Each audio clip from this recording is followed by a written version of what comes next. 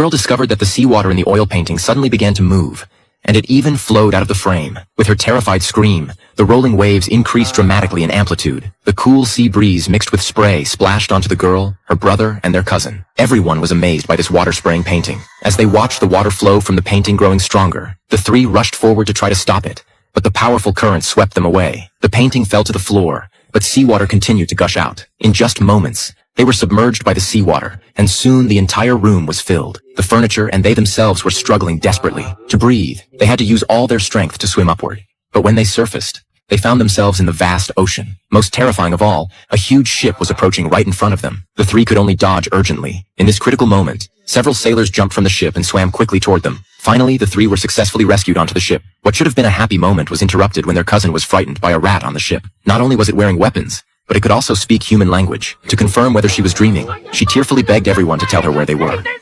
You're on the Dawn Treader, the finest ship in Narnia. The terrified cousin instantly fainted.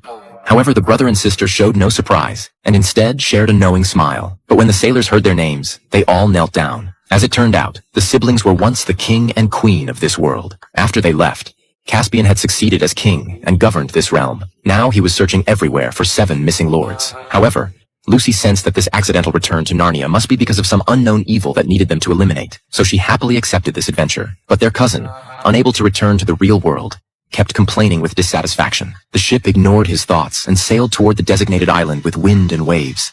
As they approached the island, they discovered that the once bustling port was now completely deserted. Several people switched to a small boat preparing to land and investigate, but they were surrounded by a group of mysterious people. During the battle between the two sides, the enemy used their cousin as leverage and captured everyone. Edmund and Caspian were sent to prison, where they unexpectedly saw one of the lords. Under his guidance, the two looked out from the prison window and saw small boats full of citizens sailing toward a green mist. When the mist cleared, the boats had mysteriously disappeared, and no one knew where they had gone. Meanwhile, the cousin and Lucy were taken to the square to be auctioned as slaves.